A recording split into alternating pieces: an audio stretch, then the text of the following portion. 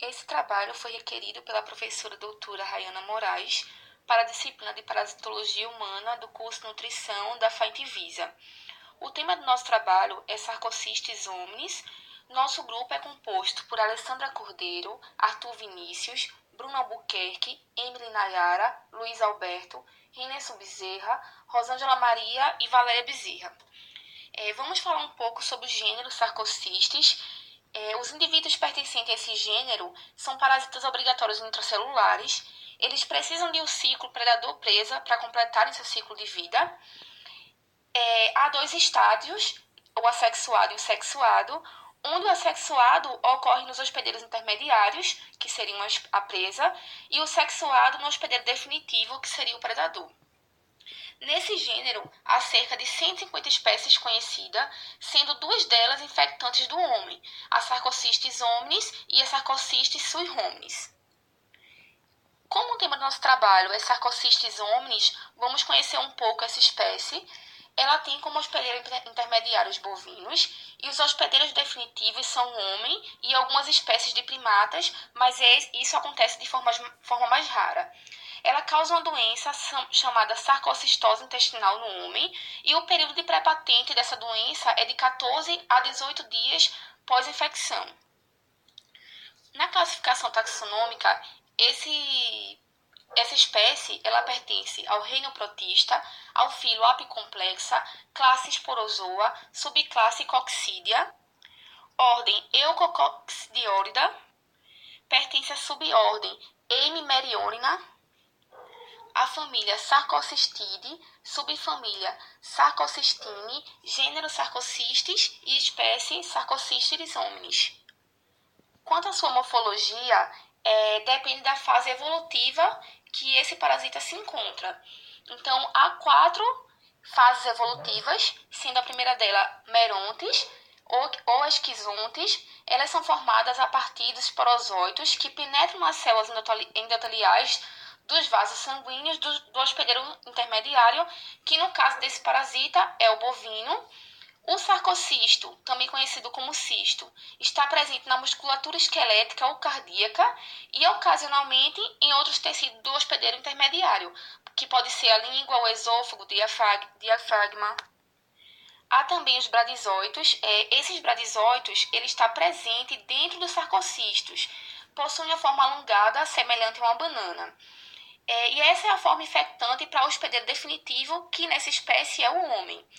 Há também os oocistos. Esses oocistos, eles estão presentes nas fezes do homem, e ele é eliminado esporulado. Esse oocisto, ele contém 2 esporocistos. Cada um desse apresenta 4 esporozóitos. A parede do oocisto ela é muito frágil e frequentemente ela rompe-se durante o trajeto intestinal, saindo apenas os esporócitos junto com as fezes. E essa fase é a que é infectante para o hospedeiro intermediário. Nessas imagens, nós podemos ver o oocisto na sua fase esporulada e também o sarcocisto com inúmeros bradisóitos no tecido muscular. Essa última imagem é do hospedeiro intermediário. Falando um pouco da patogenia, a patogenia desse parasita ela não é muito conhecida no homem. É mais estudada em animais de produção, por causa da sua importância econômica. Então, nos bovinos, essa parasitose ela pode causar anemia, anorexia, caqueixa, encefalomielite, hemorragia, aborto e até pode causar morte no animal, em casos de infecções maciças. Quando os humanos atuam como hospedeiro definitivo, o quadro clínico que se observa é o de sarcocistose intestinal, e os sintomas podem levar semanas para aparecer. Agora vamos falar um pouco sobre o ciclo biológico. O ciclo predador-presa pode ser iniciado com os oócitos maduros e eliminados pelo homem, que é o hospedeiro definitivo, através de suas fezes. O hospedeiro intermediário, o bovino, se infecta ingerindo o oocisto maduro, que contém os esporozóitos que fazem esquizogônia no tecido muscular, formando os sarcocistos com inúmeros bradisóitos.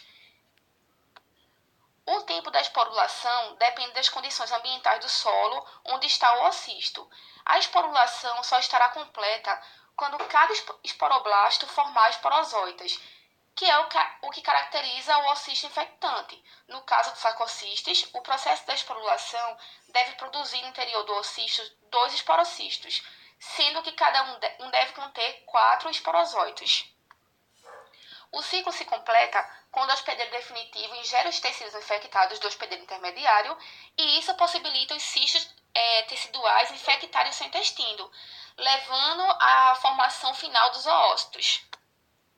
Quando o hospedeiro definitivo ingere carne contaminada por sarcocistes, os cistosóitos, também contidos no cisto tecidual, penetram na mucosa intestinal e ali desenvolvem seu ciclo sexuado. O ciclo sexuado tem início quando esses cistosóitos se diferenciam em gametócitos no interior do enterócito, sendo que aqueles que se destinam a produzir gametas masculinos são microgametócitos e os que são os gametas femininos são os macrogametócitos. Quando os microgametócitos são liberados do enterócito, invade a célula onde está o macrogametócito, que é o gameta feminino, formando o zigoto, logo ele se incista e por isso passa a ser chamado de ócito. Então, o modo de transmissão se dá quando os oócitos são ingeridos pelo hospedeiro intermediário bovino e eles invadem esse tecido e se desenvolvem. Quando o hospedeiro definitivo, que é o homem, ingere a carne infectada pelo parasita, eles vão para a vilosidade do intestino delgado e depois são excretados juntamente com as fezes do hospedeiro definitivo, que quando liberado, o hospedeiro intermediário ingere novamente o parasito. A doença causada por esse parasita, como falado anteriormente, é a sarcocistose intestinal.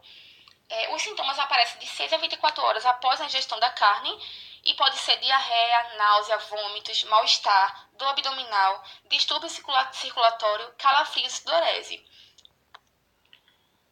O diagnóstico dessa parasitose consiste na pesquisa desse parasita nas fezes sob a forma de ócitos intactos ou de esporócitos. Para ajudar também pode ser feita amplificação em PCR a partir do DNA recolhido nas amostras fecais e testes sorológicos como RIF e ELISA podem ser utilizados ao lado de sintomas clínicos da doença para diferenciá-la de outras etiologias que venham ter sintomas parecidos. O tratamento dessa doença é autolimitado, para a qual não existe um tratamento específico ou vacinação como medida profilática. O tratamento específico é de valor relativo, porque os agentes terapêuticos têm ação limitada sobre as formas de coccídeos. Então, após a ruptura dos cistos, corticosteroides podem ser administrados para conter as reações inflamatórias, que são alérgicas no caso. Como profilaxia para evitar essa doença, deve-se cozinhar e congelar a carne adequadamente, evitar a ingestão de água não tratada, fazer descarte apropriado de carcaça de animais abatidos, conscientizar a população dos riscos e também o saneamento ambiental. Essas são nossas referências bibliográficas.